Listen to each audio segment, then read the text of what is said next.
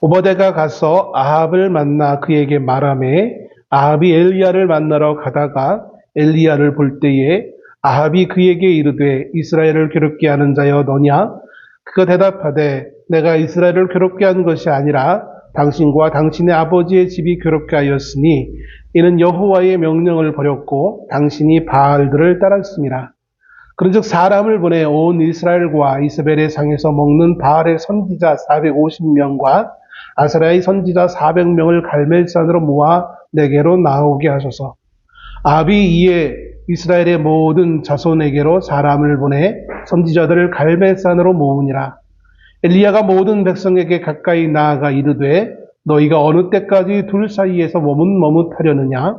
여호와가 만일 하나님이면 그를 따르고 바알이 만일 하나님이면 그를 따를지니라 하니 백성이 말 한마디도 대답하지 아니하는지라. 엘리야가 백성에게 이르되 여호와의 선지자는 나만 홀로 남았으나 바알의 선지자는 450명이로다. 그런즉 송아지 둘을 우리에게 가져오게 하고 그들은 송아지 한 마리를 택하여 각을 떠서 나무 위에 놓고 불은 붙이지 말며 나도 송아지 한 마리를 잡아 나무 위에 놓고 불은 붙이지 않고 너희는 너희 신의 이름을 부르라. 나는 여호와의 이름을 부르니 이에 불로 응답하는 신 그가 하나님이니라. 백성이 다 대답하되 그 말이 옳도다 하니라. 아멘.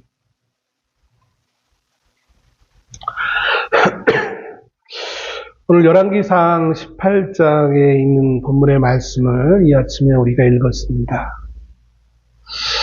제가 어렸을 때 이제 막 고등학생 때 사실은 고등학생이기 때문에 고등부 예배만 드리면 되는데 어떤 때 기회가 되어주면 수요일이나 이런 때 어른들 예배 참석한다든지 아니면 주일 오후 예배, 예전에는 주일 오후 예배가 거의 저녁 때 있었잖아요. 지금이야 뭐 오후 시간에 다 하든지 아니면 오후 예배 자체도 아예 없는 교회도 많지만 예전에는 이제 저녁 먹고, 물론 그때 저는 이제 저녁을 먹지 못했지만 하루 종일 딴짓하다가 한 7시쯤 저녁 예배 때 담임 목사님이 설교하시는 그 내용을 간혹 듣다 보면 지금도 기억이 나요.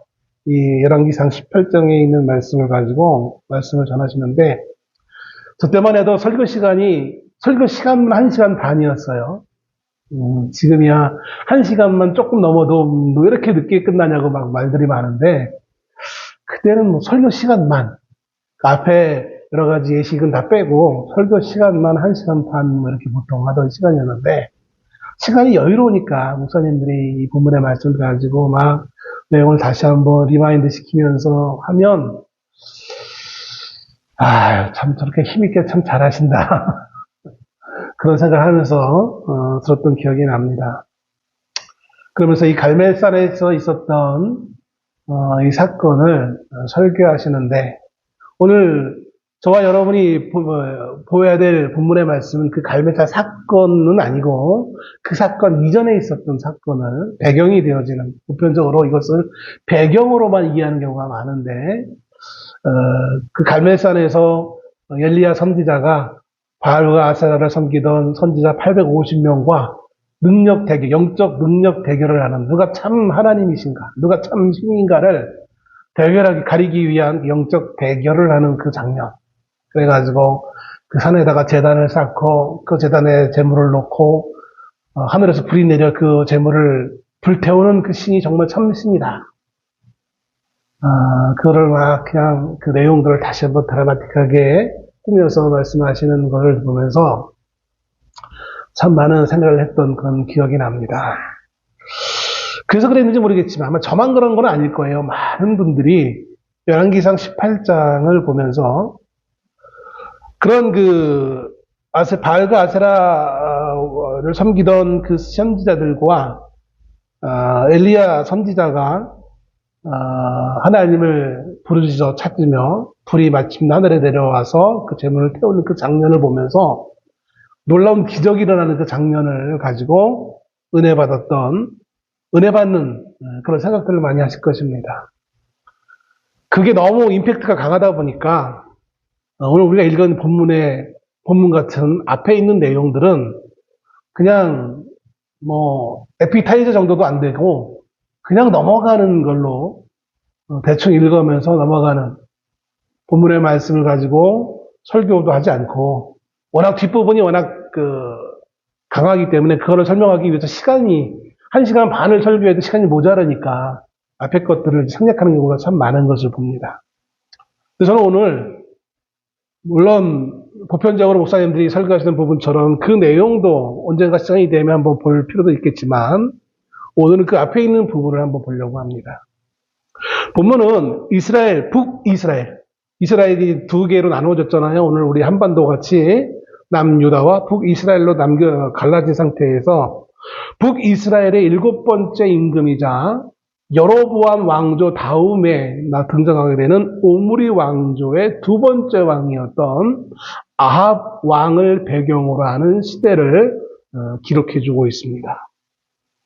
북이스라엘의 첫 번째 왕조였던 여로보암, 그 여로보암이 원래 솔로몬이 죽은 다음에 솔로몬과 그의 아들이 하나님 앞에서 잘못된 모습으로 인하여서 하나님이 여로보암을 선택하셔서 북이스라엘을 세우게 하셨죠.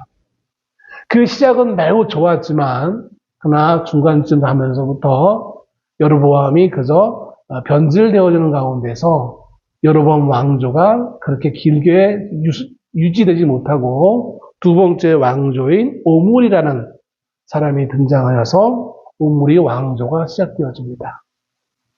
왕조로는 2번째고 왕으로 본다면 7번째 왕이 아합 왕입니다.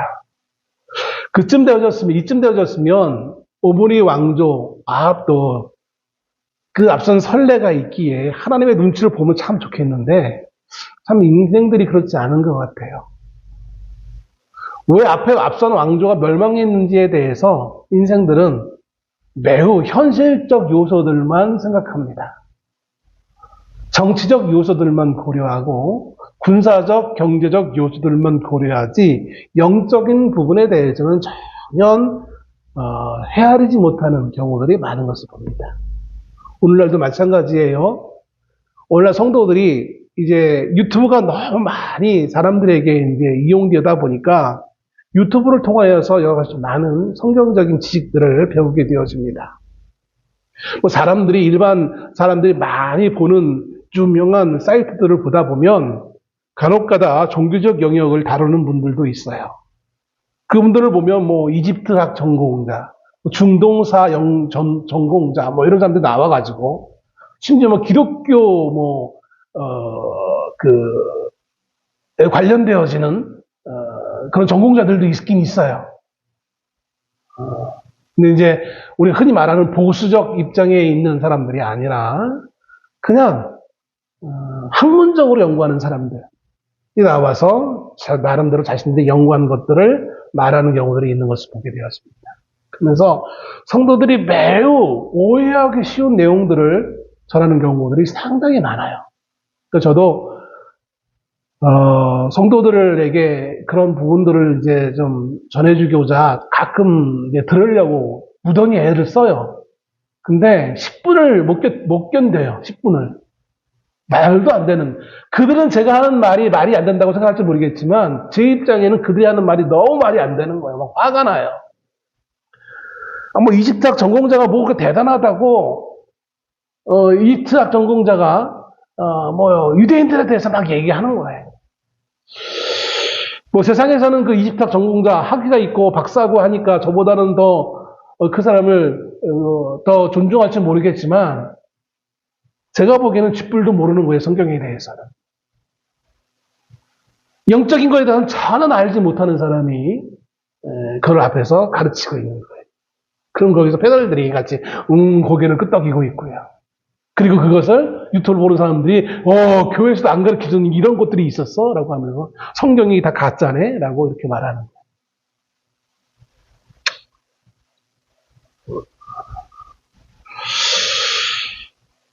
오늘 더 말하면 더 옆으로 새니까 다시 원으로 돌아갑시다.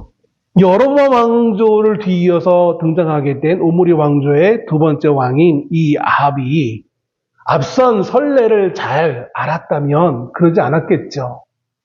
그런데 이 아합은 왜 앞선 왕조가 멸망한지에 대해서 전혀 이해하지 못했어요. 여로보암이 하나님 외에, 하나님 말로 온전히 섬겨야 되는 그 여로보암이 자신의 권력을 빼앗길까봐 엉뚱하게 북이스라엘의 백성들이 남쪽에 있던 하나님의 성전에 가서 예배하는 것을 막기 위해 자신의 영토 안에 두 곳에 하나님이 금지했던 두 곳의 성전, 산당을 만들어 놓고 이것이 우리가 하나님을 예배할 곳이다. 그리고 마치 출애굽 때 이스라엘 백성들이 시내산 아래에서 만들었던 금송아지, 그것이 하나님인 것처럼 그때 당시 이미 그것이 아니었다라는 것을 명백히 역사적으로 그들의 부모들이 분명히 가르쳐줬을 텐데도 불구하고 그 금송아지를 다시 만들어 놓고 이것이 우리를 애굽에서 인도해낸 우리를 구원하신 여호와 하나님이다. 이것을 향하여서 우리가 경배하자. 라고 가리킴으로 말미암아 하나님이 진노하셔서 마침내 여로보암 왕조가 문을 닫게 되었습니다. 그 사실을 명확히 알았다면 아합은 아마 그와 같은 또 다른 실수를 하지 않았을 거예요. 아합은 오히려 더 한 발 더 나아가서 이제 여호와 하나님만이 아니라 바알이라는 새로운 신을 가지고 옵니다. 우리를 구원하신 분은 여호와 하나님이 맞은 것 같지만 이미 우리를 구원하셨기에 이제 구원의 하나님은 우리에게 더 이상 우리 시간이 남으면 좀 섬길 수 있겠지만 이에 은혜가 감사해서 그러나 우리 현실의 삶에서는 이제 더 이상 우리가 구원받을 필요 없기에 현실의 삶의 풍요를 위해서는 우리에게 복을 주는 또 다른 신이 있는데 그것이 아마 바알이다라고 하면서 북이스라엘 백성들에게 그 바알을 섬길 것을 종용하는 실수를 범하게 되어집니다. 아합은 이 지식을 어디에서 가져왔느냐? 그의 아내였던 시돈 왕국의 공주였던 이세벨이라는 여인을 자기의 아내로 왕비로 맞이하면서 아마도 이세벨을 통하여서 전달받았지 않았을까라는 추측을 해보게 되어집니다.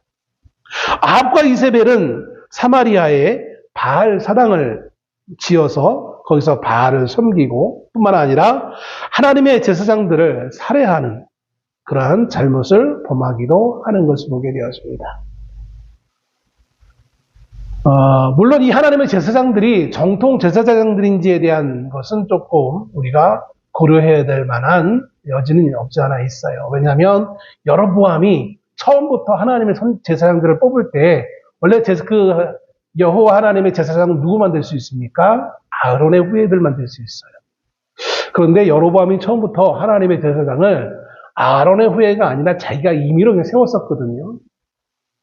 그 나름 하나님을 섬겼던 여로보암도 이미 그 원칙에서 벗어났는데 훨씬 시간이 흐른 지금 이 시대에 그 아합의 시대에 정말 아론의 후예들을 제사장으로 삼았을까라는 논리적 어떤 개연적 어떤 추측을 해본다면 아니지 않았을까? 라는 생각을 해볼 수밖에 없어요. 그럼에도 그들은 아무튼 하나님을 찾는 제사장들이었기에 하나님을 예배하는 데 사용되었던 제사장들이었기에 하나님의 제사장들이다라고 우리는 부를 수밖에 없는 현실인 것을 보게 되어집니다. 아무튼 그 하나님의 제사장들을 이세벨은 아합의 부인이었던 이세벨 왕비는 하나님의 제사장들을 그렇게 잔인하게 살해하기도 합니다. 역사적으로 봤을 때 현실적 세계관으로 봤을 때 이 아합의 시대에는 정치적으로는 매우 안정된 상황이었습니다. 경제적으로도 안정되어졌어요. 국가의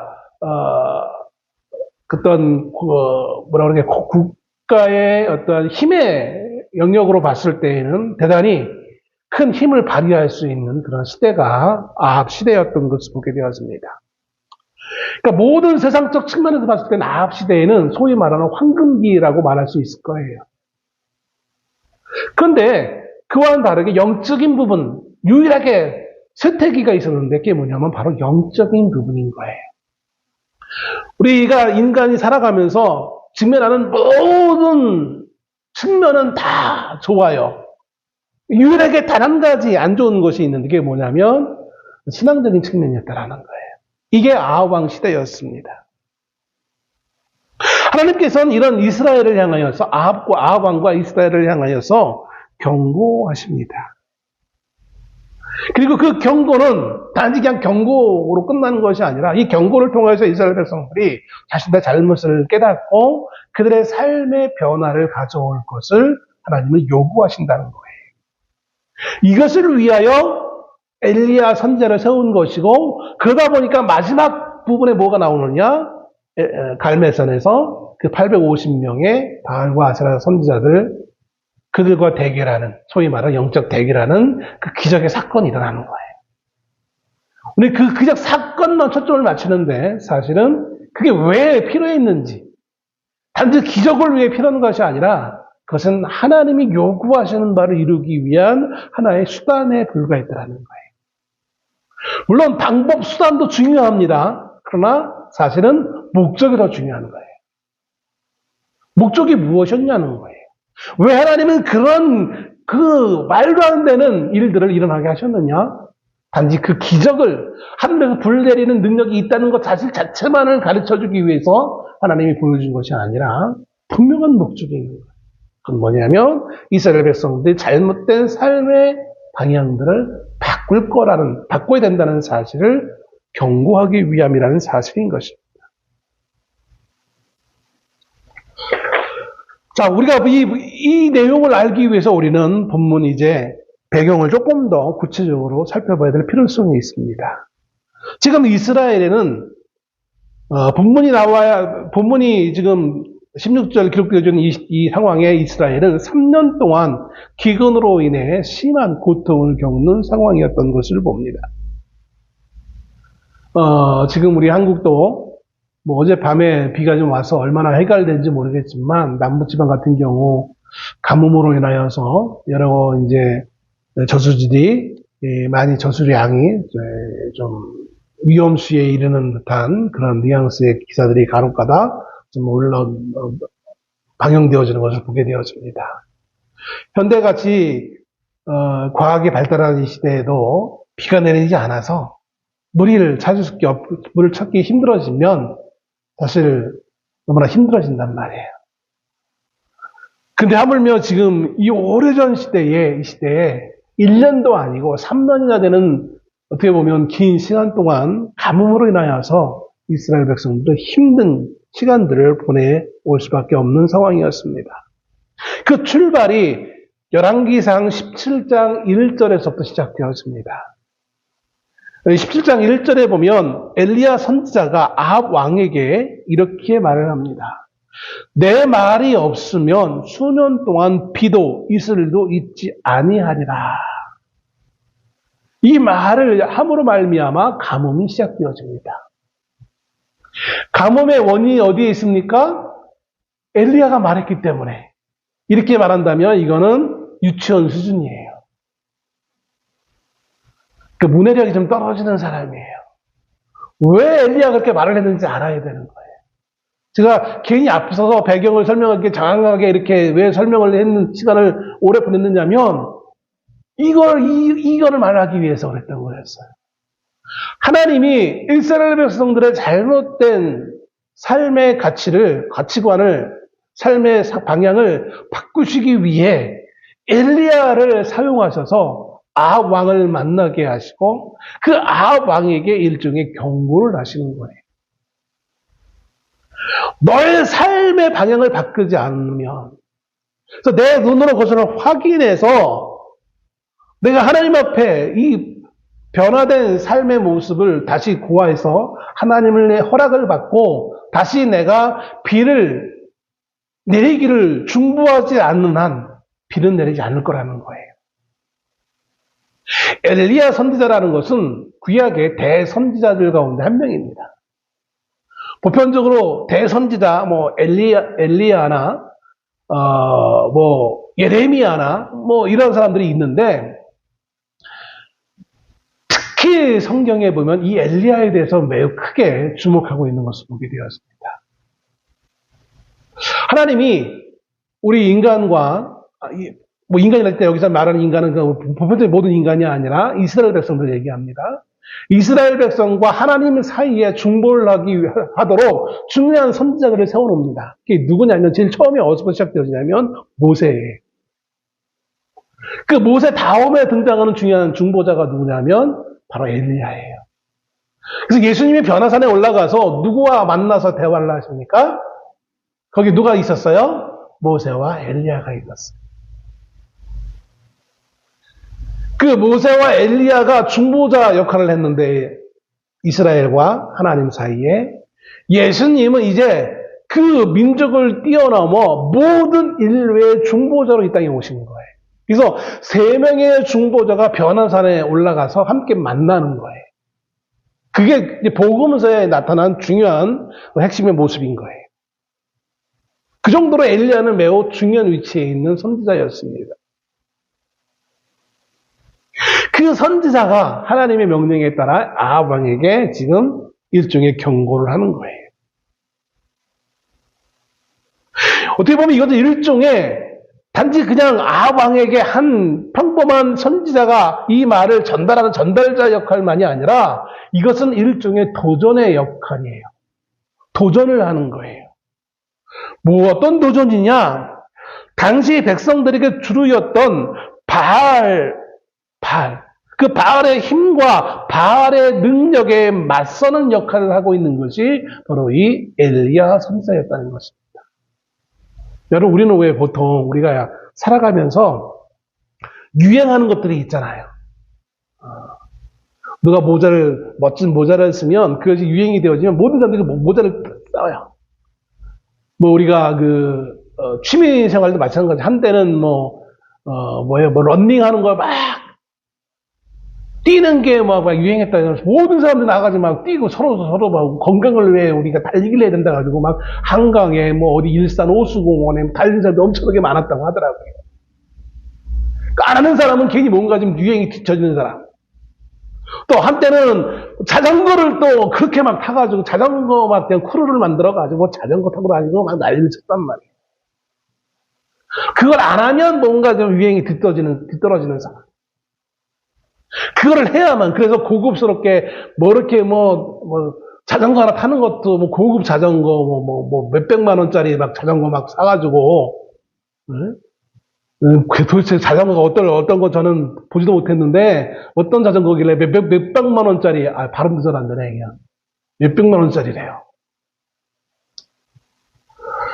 몇십만 원짜리는 그냥 입문자용, 초보자용이고, 옷도 막 그런 걸 맞춰서 입어야 되고, 모자도 쓰고, 그냥, 뭔 도구도 이렇게 많은지. 그거 안 하면 뒤처지는 거예요. 북이스라엘의 상황이 그런 상황이었어요. 바알을 섬기지 아니하면, 뭔가 유행에 뒤처지고, 뭔가 자신의 삶에 비전이 없는 사람으로 비춰질 수밖에 없는.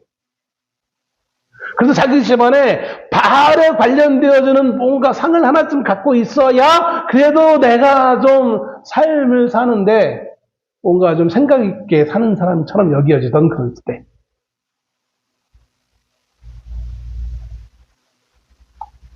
바로 그렇게 살아가던 그 시대에 엘리야가 등장하여서 똑바로 해. 그거 아니야. 그 목적으로 지금 아합 왕에게 이런 선언을 하고 있는 것을 보게 되었습니다. 왜 그러면 하필이면 많은 것 중에 비의 문제를 가지고 나섰느냐? 그 이유는 너무나 당연한 거였어요. 왜냐하면 고대 문서 가운데 우가릿이라는 문서가 있습니다. 발음도 안 되냐, 이상하게 꼬이네. 우가릿. 그러니까 고대사를 중동 지역, 인류의 고대사를 연구하는 사람들 중에 그 사람들은 꼭 필수적으로 봐야 될 게 우가릿 문서예요. 이 우가릿 문서에 보면 바알이라는 신에 대해서 설명하는 부분이 있어요. 언급하는 부분이 있어요. 이 바알을 어떻게 표현하고 있냐면 위대한 폭풍의 신, 구름을 탄 자라는 의미가 이 바알에 담겨져 있는 의미예요. 그 바알이라는 신은 비를 보내고 여름의 죽음 이후에 생명을 회복하게 하고 풍요를 보장하는 신이라고 표현하고 있다는 사실인 것입니다. 그러니까 한마디로 얘기해서 비를 대지에 내려서 농사를 잘 풍요롭게 하는 신, 그를 주도하는 신이 바알이다. 우리가 그리스 로마 신화에 보면 각각의 수많은 신들이 있잖아요. 그 각각의 신들이 인간이 밀접한 삶의 어떤 부분과 밀접하게 그 신이 연결되어져 있어요. 뭐 바다의 신, 포세이돈이라든지 뭐 미의 여신이라든지 해가지고 그 부분을 담당하는 신들이 있는 것처럼 이 바알이 비를 내리게 해서 풍요를 갖다 주는 신으로서 우가린 문서에 표현되어 있는 거예요. 사람들이 그렇게 믿고 있었던 거예요. 그러니까 비를 내리게 하는 신이기 때문에 이스라엘 사람들이 아합 왕이 봤을 때에 아까 서두에 말씀드렸잖아요. 여호와 하나님 우리를 구원하는 신이야. 근데 우리는 지금 구원이 필요해 안 필요해? 안 필요해. 뭐 외국 군대가 우리를 침략한 것도 아니고 우리는 이미 오래전에 애굽에서 노예로 있던 우리가 이미 거기서 구원받았잖아. 더 이상 우리에게 뭐 구원이 필요해. 뭐 감사하긴 하겠지. 좀 우리가 도의적으로 봤을 때 우리가 우리 먼 조상을 우리 구원하는 거기 때문에 나와는 직접 상관이 없지만 그래도 뭐 도의적으로 본다면 그분을 조금 우리가 좀 뭔가를 챙겨드려야 되겠지. 그런데 그거는 그거고 지금 현재 우리의 삶에 피부적으로 와닿는 역할을 할 수 있는 신은 여호와 하나님이 아니라 바알 신이라는 거예요. 비를 내리게 하니까.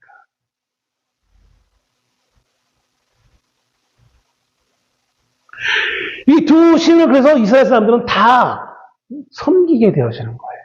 이건 믿는다고 할 수 없어요. 그냥 섬기는 거예요. 우리가 무당을 찾아가서 점을 보고 그걸 우리가 표현하기 힘드니까 그걸 믿는다라고 표현하지만 그걸 우리가 믿는다, 그 믿음의 영역으로 우리가 볼 수 있습니까? 그렇지 않아요. 그냥 기대는 거지, 그냥.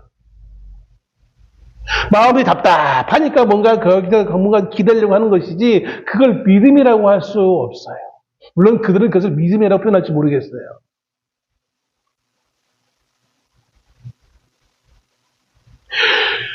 엘리야가 아합 왕에서 이걸 선언한 이후 무려 3년 동안 지독한 가뭄이 이어집니다. 이 가뭄으로 백성들은 얼마나 큰 어려움을 맞이했을까요? 너무 고통스러운 상황일 거예요. 그래서 우리가 오늘 본문 앞에 보면 뭐 사르밧 과부 이야기도 나오고 뭐 이러는 거예요. 오죽했으면 내가 이거 마지막 이거 내 아들과 같이 구워 먹고 이제는 죽으면 죽으리라 죽을 수밖에 없지 뭐. 그런데 정작 그 북이스라엘 다스리는 왕은 지금 어떠한 생각을 가지고 있느냐? 백성들이 고통스러워하잖아요. 비가 안 와서 가뭄이 들어서. 그럼 최소한 왕이라면 자기가 비를 내리게 할 수는 없어도 그 뭔가 우리식으로 얘기한다면 정성이라도 보여야 될 거 아니에요. 우리 예전 조선 시대를 보면 그렇게 성리학을 믿던 조선 왕조도 비가 안 내리면 왕이 직접 기우제를 지내잖아요. 성리학도 참 이상해요. 그래서 기우제와 성리학은 관계가 없는 것일 텐데도 불구하고 그렇게 성리학에 빠져있던 조선시대 왕들도 신하들도 비 내리게 해달라고 기우제를 드리는데 지금 아합 왕은 무엇을 하고 있습니까? 17장 5절에 보면 이렇게 기록하고 있습니다. 오늘 18장 5절. 18장 5절. 아합이 오바댜에게 이르되 이 땅의 모든 물근원과 모든 내로 가자. 혹시 꼴을 얻으리라. 그리하면 말과 노새를 살리리니 짐승을 다 잃지 않게 되리라 하고, 아합이 자기 국내 대신이었던 오바댜를 불러서 자기의 그 말과 노새를 두 떼로 나눠가지고 반은 네가, 반은 내가 말과 노새를 먹일 물을 한번 찾아보자. 같이 다니면 모두가 다 죽을 수 있지만, 혹여 반으로 나눠서 반만이라도 운 좋게 물을 찾으면 반은 살 수 있지 않겠느냐. 그럼 내가 다 재산을 잃지 않아도 되니까. 이런 아주 꾀를 냈어요. 그래서 오바댜에게 자신의 말과 노새 가운데 반을 맡기고, 반은 자신이 직접 끌고, 물을 찾기 위해 이리저리 지금 떠나는 거예요. 누가요? 누가 떠난다고요? 아합 왕이.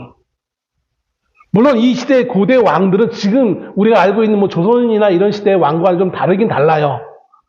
그럼에도 불구하고 한 나라의 왕이 지금 온 나라의 백성들이 감옥으로 다 죽고 가는 시대, 이 시점에 나라를 향한 그 어떤 그 마음도 없고, 애틋한 마음도 없고, 그저 자기 말과 자기 노새가 죽을 것만 염려하고 있는 거예요.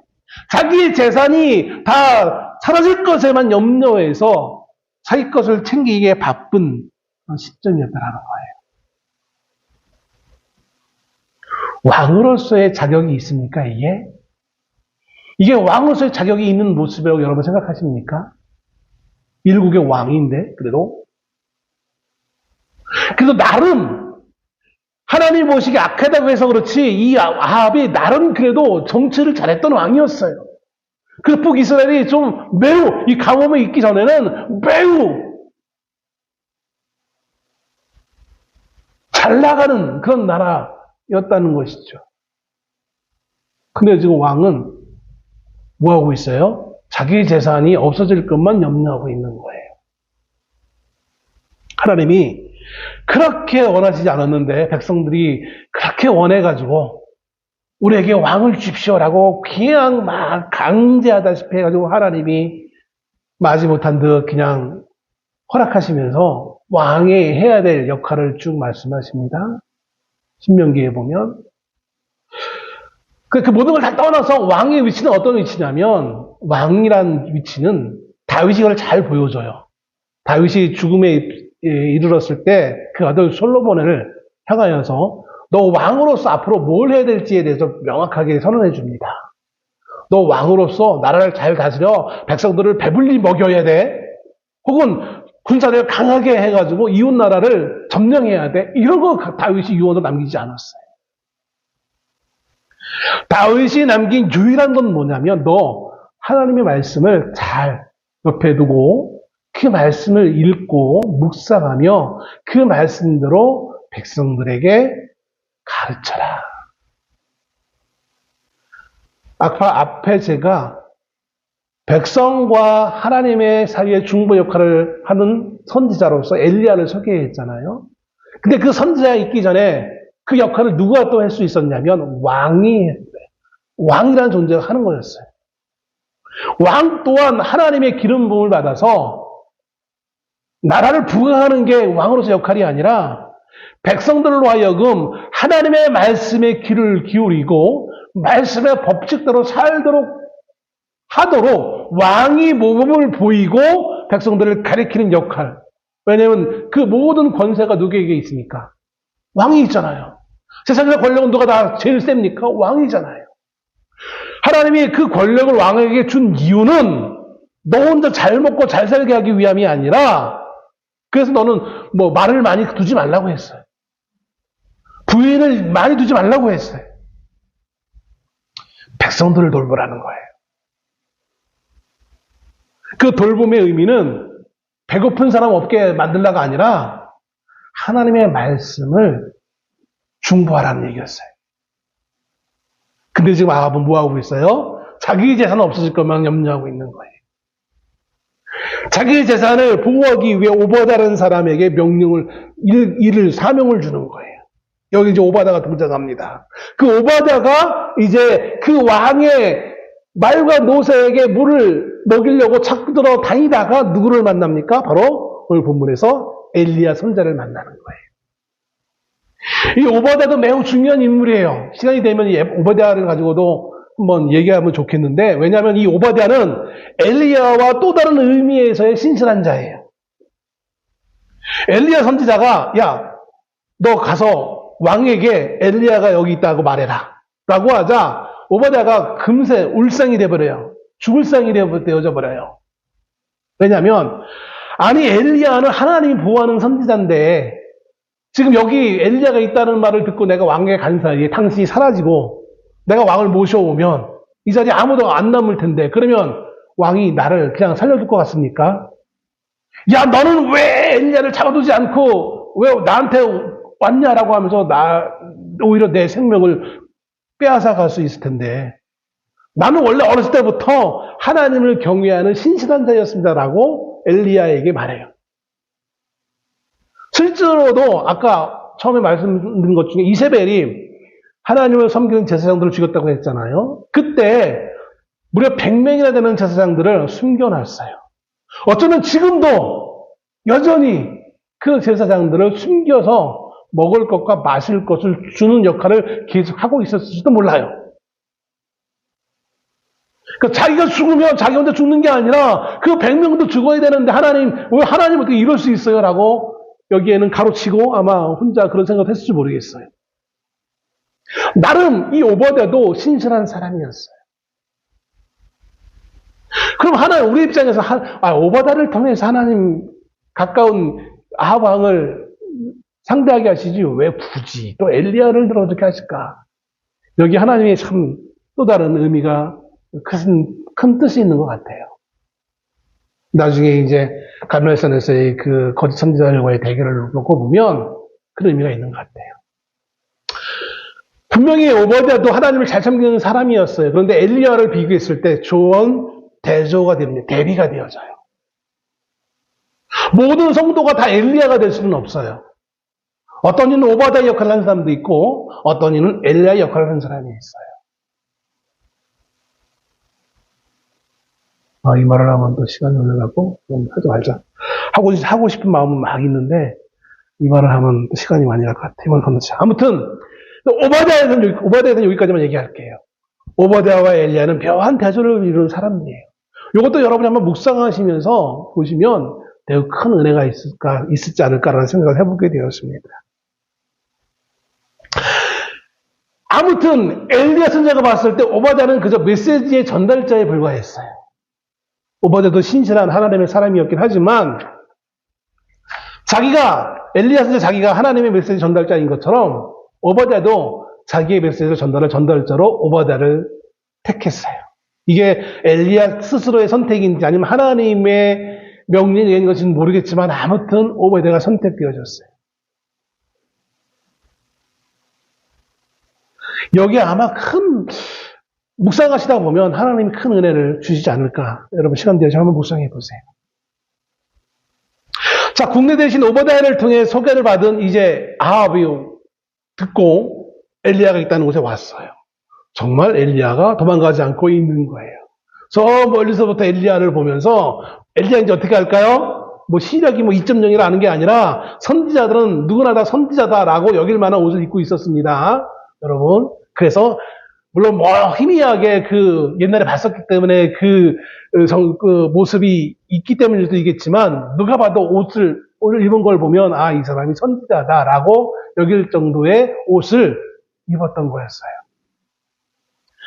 그래서 멀리서부터 그를 향해서 뭐라 얘기하냐면 이스라엘을 괴롭게 하는 자 너냐? 라고 아합이 말하는 거예요. 야, 이스라엘을 괴롭히는 너 엘리야, 왜 쓸데없는 말을 해가지고 지금 3년 동안 비가 오지 않잖아. 너 때문이야. 모든 이스라엘 불행의 원인이 엘리야에게 있다라고 아합은 여기고 있는 거예요. 이쯤 되면 여러분 어떻게 이게 참 자기가 믿고 싶은 대로 믿으니까 여기 문제가 되는 거예요. 여러분 같으면 어떻게 생각하십니까? 비가 오지 않는 원인이 어디 있다고 여러분 생각하시겠어요? 아마 여러분들 정도는 이스라엘 백성들이 바보 같다고 생각할지 모르겠어요. 왜? 아니 엘리야가 그런 이유로 선언해가지고 비가 안 왔으면 당연히 회개해야지. 그것도 몰라 바보들같이. 당연한 수준 아니에요 이게? 너희가 하나님을 잘못 섬겨서 비가 오지 않게끔 내가 선언한 거야 라고 그 일의 결말을 그 모든 진행 과정을 안다면 당연히 그 원인이 아합과 백성들에 있는 것이기 때문에 회개해야 되지 어떻게 엘리야의 책임이다라고 말할 수 있어 이 바보들아 라고 말할지 모르겠어요. 근데 인간들은 그렇지 않아요. 왜냐하면 원래 비는 누가 내리는 걸로 믿고 있었으니까 하나님이 아니라 바알이 내리는 거니까. 그러면 하나님이 더 능력이 세가지고 바알을 누른 거야 이렇게 생각하는 거는 엘리야 같은 사람이 할 수 있는 거고 보편적인 사람들은 누가 어떻게 생각하냐면 엘리야가 쓸데없는 말을 해가지고 바알이 화났어. 바알이 진노했기 때문에 비를 안 내리는 거야. 이렇게 생각하는 거야. 한다는 거예요. 여러분이라면 어떻게 생각하시겠어요? 어떤 게 맞을까요? 인간에게는 확증 평양이 있기 때문에 내가 믿고 싶은 대로 믿는 거예요. 그러니까 팩트가 있으면 누구나 다 그렇게 그게 사실이라고 믿을 거야 라고 말하지만 그렇지 않아요. 아무리 팩트가 나와도 사람들은 자기가 믿고 싶은 대로 믿어요. 그 팩트를 자기가 믿고 싶은 대로 해석을 해버려요. 하나님 때문에 비가 안 오는 것이 아니라 바알이 진노했기 때문에 엘리야가 쓸데없는 말을 해서 바알이 진노하기 때문에 비를 내리지 않는 거야 라고 아합 왕과 백성들은 여기고 있다는 사실인 거예요. 그래서 아합이 이렇게 말하는 거예요. 아합이 무식해서 하나님이 못 비를 안 주신 거야 라고 그걸 모르고 이렇게 한 거야. 여러분 그렇게 생각하지 마세요. 이 당시 입장에서는 아합 왕이 하는 말이 너무나 당연한 거였어요. 그리고 백성들 역시 그것을 당연한 걸로 읽었다라는 거예요. 이에 대해서 엘리야는 가뭄의 원인이 아합과 아합의 가문에 있음을 오늘 18절 말씀에서 선언해주고 다시 한번 설명해주고 있는 것을 봅니다. 그리고 이것을 증명하기 위해 어떤 방법을 취하느냐? 온 이스라엘 백성들을 모아놓고 그들 앞에서 바알과 아세라 선지자 850명을 한자리에 모아놓고 이제 이어지는 사건들을 일으키려고 하는 계획을 엘리야가 세우고 있는 것을 보게 되었습니다. 누가 하늘로부터 불을 내서 이 재물을 불태울 수 있는지 그게 정말 참신이야. 너희를 도울 수 있는 신이 바알이라고 생각하고 있는데 바알은 참신이 아니야. 여호와 하나님은 너희가 생각하기에 그냥 단지 구원하신 하나님으로만 이해하고 많은 신들 가운데 하나로 이해하지만 그게 아니라 여호와 하나님은 유일한 참신이야 라는 것을 증명하기 위해 사람들을 불러 모아달라고 아합 왕에게 요구합니다. 엘리야는 이스라엘 백성들 모여져 있는 이거 이스라엘 앞에서 다시 한번 선택할 것을 묻습니다. 그러나 그 물음에 백성들은 어떻게 합니까? 21절 마지막 절의 마지막 부분에 백성이 말 한마디도 대답하지 아니하는지라. 21절 다시 한번 봅니다. 엘리야가 모든 백성에게 가까이 나아가 이르되 너희가 어느 때까지 돌 사이에서 머뭇머뭇하려느냐? 여호와가 만일 하나님이면 그를 따르고 바알이 만일 하나님이면 그를 따를지니라. 둘 사이에서 머뭇머뭇거리느냐? 이 머뭇머뭇한다라는 말은 이 단어의 또 다른 뜻이 있는데 그는 뒤뚱뒤뚱거리느냐 그런 뜻이에요. 절뚝절뚝거리느냐. 그러니까 온전하지 못한 모습을 백성들 온전하지 못한 모습을 지금 지적하고 있는 거예요.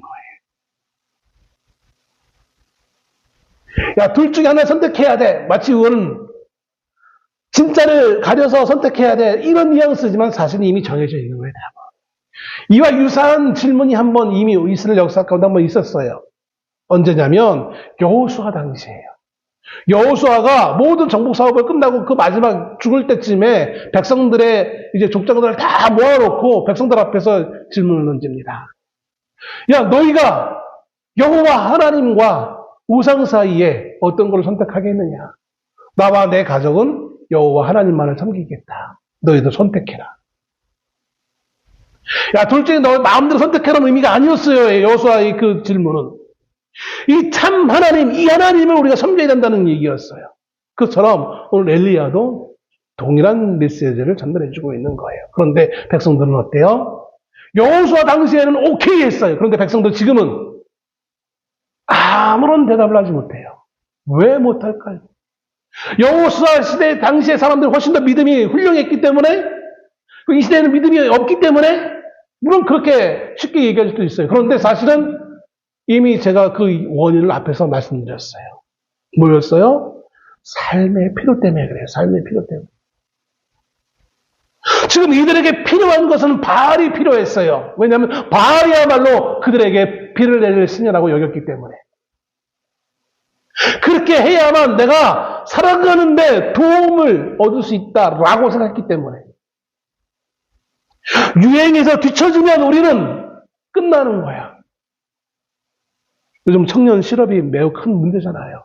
그 청년들이 뭐 스펙을 쌓으려고 막 난리를 쳐요. 그 스펙 있다고 해서 100% 취업하는 것도 아닌데 그 하나라도 더 따야만 그 유행에서 뒤처지면 완전히 끝나는 것처럼 생각하기 때문에 100% 보증도 안 되는 그 스펙을 쌓기 위해 얼마나 많은 물질적, 시간적 낭비를 할 수밖에 없습니까? 이스라엘도 마찬가지예요.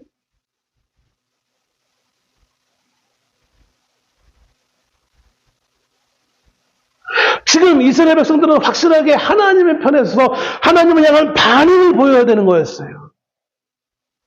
왜 엘리야는 이런 요구를 하고 있는 걸까요? 사람들은 생각할 줄 몰라요.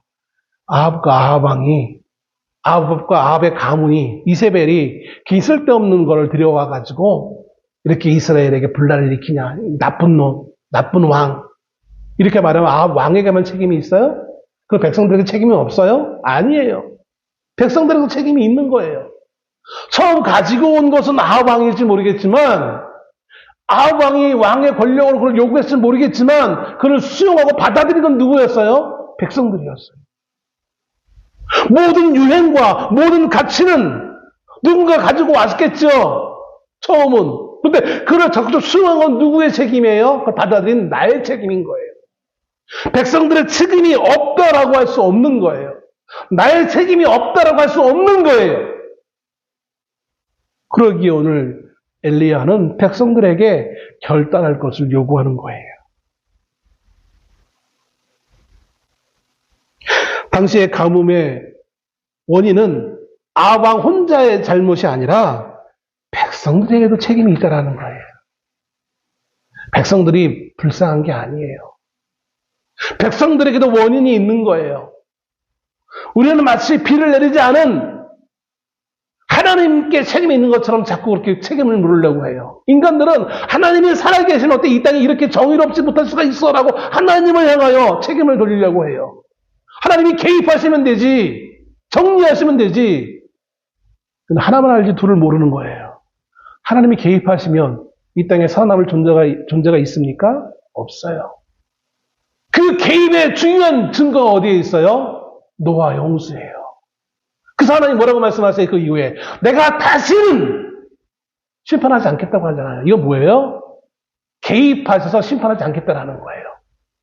영원토록이 아니라 마지막 심판 전까지는 내가 인간의 일에 그렇게 개입해가지고 온 모든 인류를 심판하지 않겠다라는 거예요. 그럼 심판하지 않으면 온 인류 하지 말고 한두 명만 하지. 핵심만 잡아내지. 여러분 핵심만 잡아내는 수가 없어요. 왜? 방금 이 비가 내리지 않은 원인은 누구에게 있다고 그랬어요? 아합 왕 혼자에게 있어요? 아니에요. 모든 백성에게 다 책임이 있는 거예요. 인류 모두에게 다 죄에 대한 책임이 있는 거예요. 하나님이 개입하셔서 정의롭지 못한 그 사건 하나만 바꾸면 되지. 천만의 말씀이에요. 그 사건만 잘못됐습니까? 옆에 나라도 잘못됐고 저놈도 잘못됐고 저놈도 죄가 있는데 공의로우신 하나님이 어떻게 하나만 딱 핀셋으로 하나만 그것만 딱 집어내고 그거는 인간의 생각인 거예요. 하나님의 소성을 모르기 때문에 그런 거예요. 또 다른 우리가 착각하는 것 중에 하나가 이런 거예요.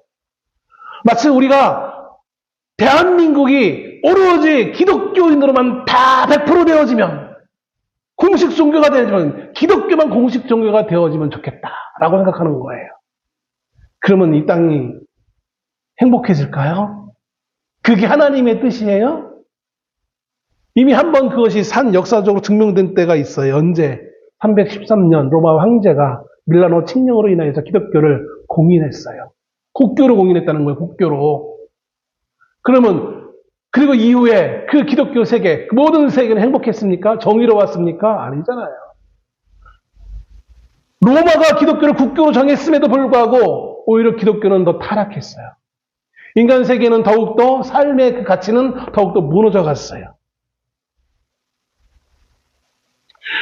기독교가 국교가 되는 게 중요한 게 아니에요. 부천시가 기독교인으로 100% 되는 게 중요한 게 아니라는 거예요.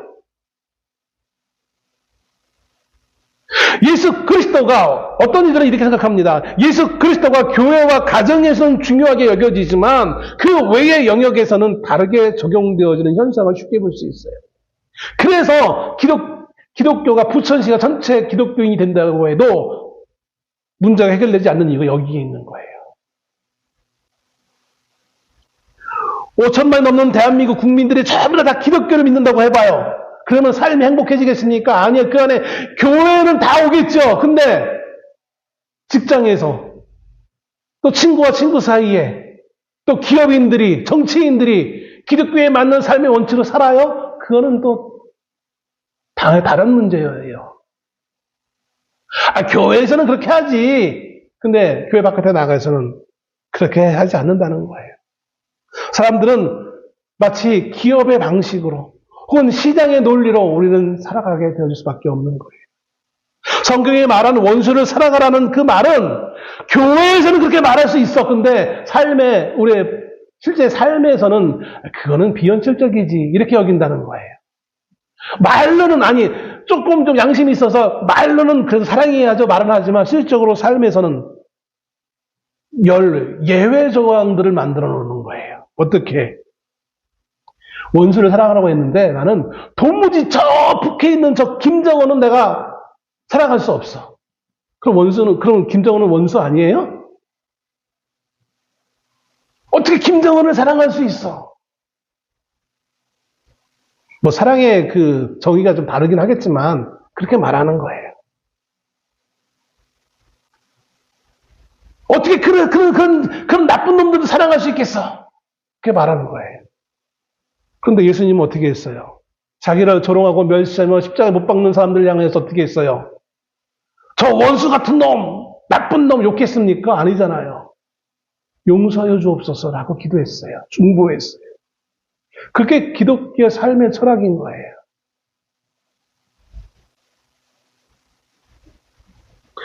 기업인들이나 기업하는 회사에서 혹은 정치에서 거기는 더 이상 하나님의 자리가 없어요.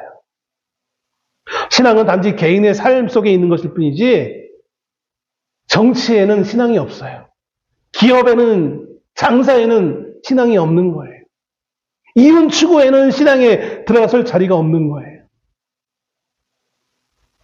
이스라엘 백성들이 비가 내리는 데 있어서는 여호와 하나님이 아니라 바알이 필요했던 거였어요. 그래서 엘리야가 그렇게 말을 해도 이들은 아무런 답을 할 수 없었던 거예요. 이게 이 당시 이스라엘 백성들의 모습으로 끝납니까? 아니에요. 오늘 이 시대를 살아가고 있는 성도들도 동일한 모습이라는 거예요. 내 필요에 따라서 내 삶의 이익을 위해서는 때로는 신앙을 저버릴 수도 있는 게 우리의 모습이라는 거예요. 하나씩 하나씩 타협하면서 우리는 하나님을 저 구석텅이로 몰아내고 있는 거예요. 그냥 은혜만 받으면 돼. 내가 삶이 행복해지기만 하면 돼. 문제가 해결되어지기만 하면 돼. 아니에요. 여러분, 아니에요. 우리의 삶의 중심에 그리스도 예수가 자리 잡고 있어야 되는 거예요. 이것은 예수 그리스도의 삶의 원칙에 벗어나는 행동이야 라고 말할 수 있어야 되는 거예요. 이렇게 말하는 저도 삶의 구체적인 양태에서 보면 너무나 많이 갈등스러운 상황들이 너무나 많아요. 근데 그것과 싸우는 삶이 우리의 이 땅에서 삶인 거예요. 그냥 복받아서 행복하고 아파트값 오르고 병 낫고 이게 기독교인의 삶이 아니라 내가 말씀대로 살지 못하는 것 때문에 괴로워하기도 하고 그건 나를 위로하신 하나님의 그 만져주심을 내가 경험하게 보기도 하고 그래서 감사하기도 하고 그게 기독교인의 삶의 모습인 거예요.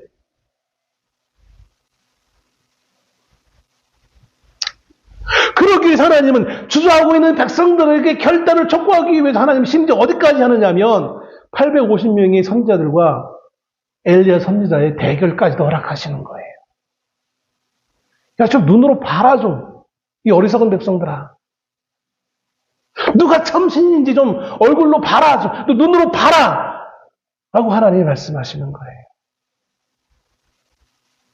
그래서 백성들이 나중에 18장 39절에 가서야 비로소 21절에 질문했던 그 답에 대해서 39절에 와서야 여호와 그는 하나님이시로다. 고작 그때 가서야 고백하고 있는 거예요. 여러분, 우리의 삶의 기적을 봐야만 여호와 하나님이시다라고 하지 마시고, 하나님 우리에게 세밀하게 오셔서 질문을 던지실 때마다 하나님이 나의 하나님이십니다. 나의 참으십니다. 라고 고백할 수 있는 진정한 하나님의 성도 될 수 있기를 주의 이름으로 축원합니다. 기도하겠습니다.